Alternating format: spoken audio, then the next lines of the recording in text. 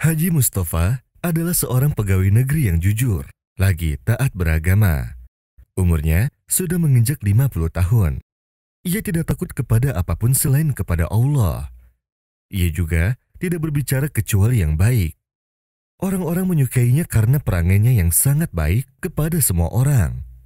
Dan juga giat membantu orang-orang yang kesusahan. Pada suatu ketika, salah seorang temannya mengundangnya untuk hadir dalam pesta walimah anaknya di kampung sebelah. Setelah acaranya selesai, ia pun pulang. Di perjalanan pulang, ia melihat ada orang yang sedang berbuat jahat kepada orang yang lemah. Ia pun segera membuka HP-nya dan merekamnya.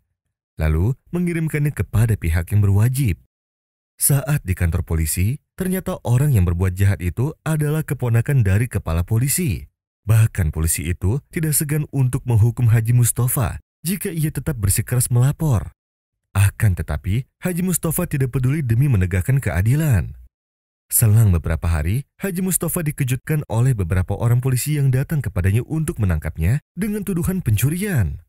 Tidak sampai di situ, kepala polisi itu pun menyuruh anak buahnya untuk tidak memberikan makanan atau minuman kepadanya. Hingga ia mau mencabut gugatannya.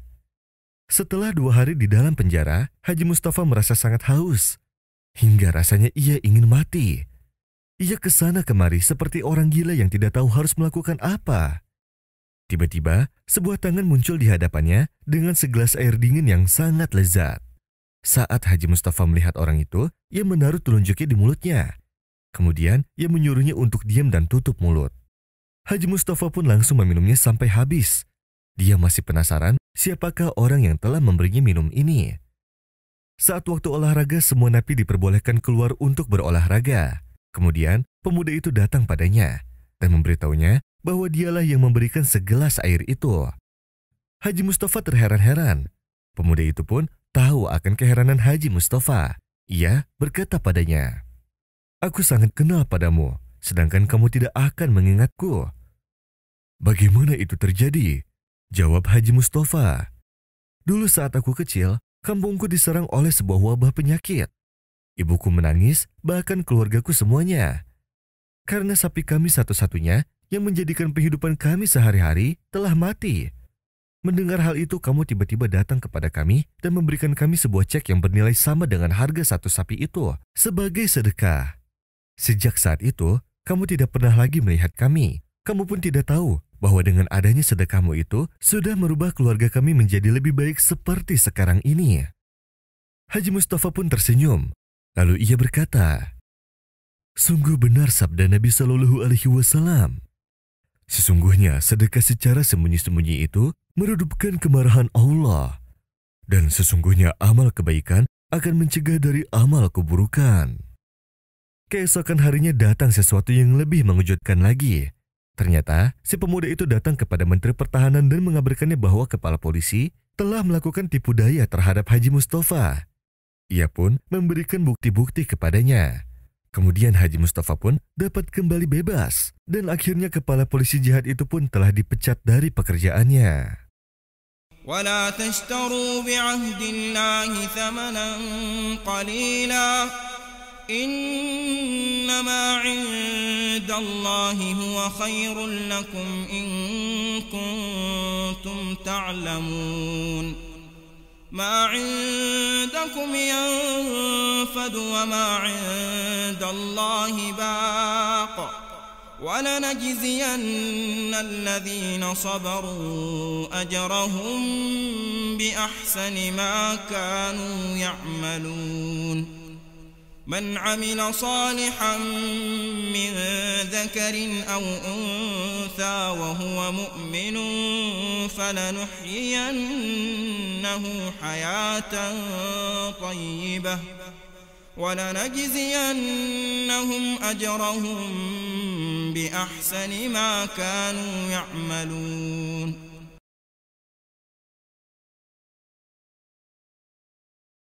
Seseorang datang kepada Rasulullah Shallallahu Alaihi Wasallam dengan sepiring anggur di tangannya untuk dihadiahkan kepada Rasulullah Shallallahu Alaihi Wasallam. Rasulullah Shallallahu Alaihi Wasallam pun mengambil satu buah anggur tersebut dan memakannya. Kemudian dia tersenyum, lalu dia mengambil satu buah lagi dan tersenyum lagi. Melihat hal itu, si orang tersebut sangat senang sekali dan gembira seakan-akan ia mau terbang. Para sahabat yang bersamanya melihat hal itu dengan keheranan. Karena biasanya Nabi Shallallahu Alaihi Wasallam mempersilahkan sahabat-sahabatnya jika ia sedang makan untuk makan bersama. Akan tetapi Rasulullah Shallallahu Alaihi Wasallam terus mengambil butir demi butir anggur tersebut sambil tersenyum hingga anggur tersebut habis semuanya. Kemudian orang itu pulang. Setelah itu salah seorang sahabat bertanya, "Wahai Rasulullah, mengapa engkau tidak mengajak kami untuk makan bersamamu?" Beliau Shallallahu Alaihi Wasallam menjawab, "Laqad ja'akum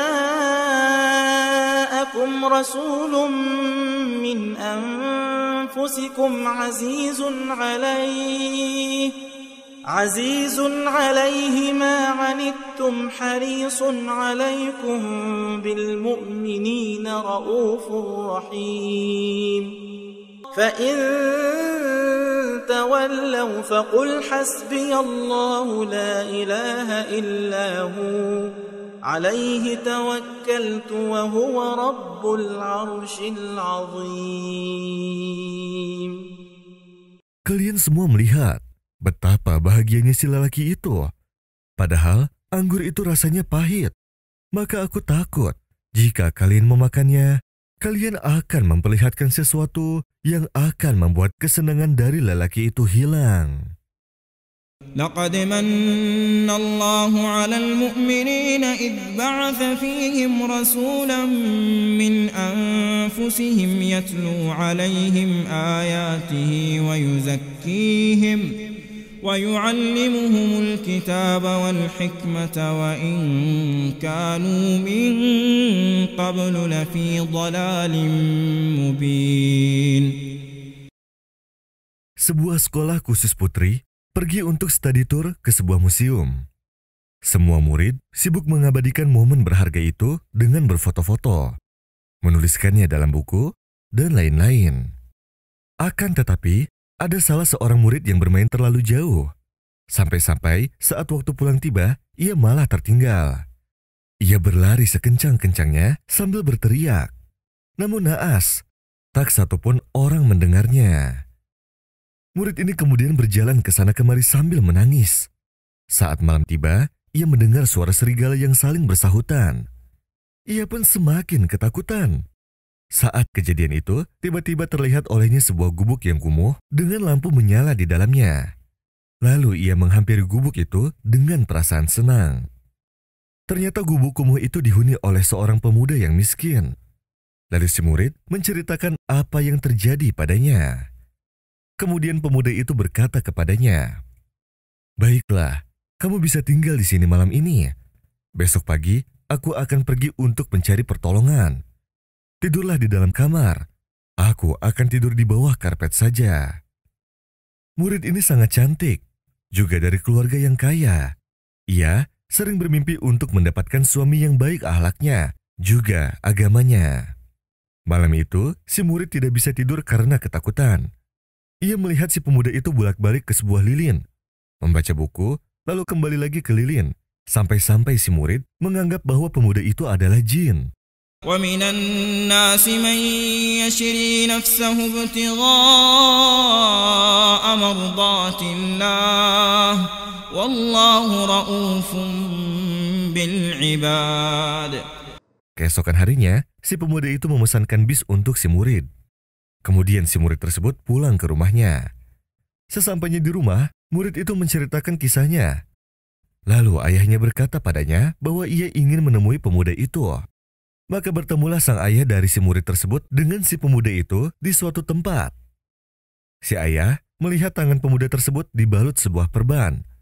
Lantas ia bertanya, "Ada apa dengan tanganmu?"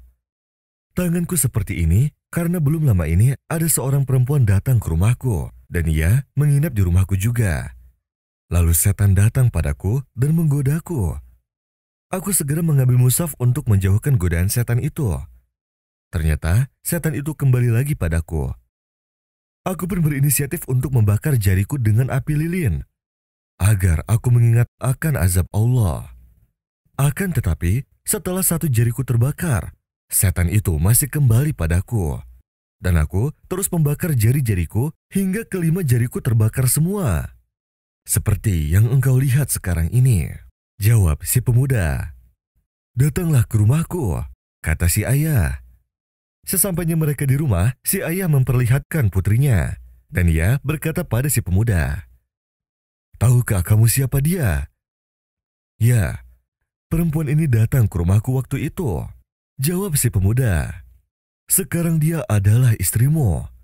Rasulullah Shallallahu Alaihi Wasallam pernah bersabda, sesungguhnya kamu tidak akan meninggalkan sesuatu yang haram karena Allah, kecuali Allah pasti akan menggantinya dengan sesuatu yang halal.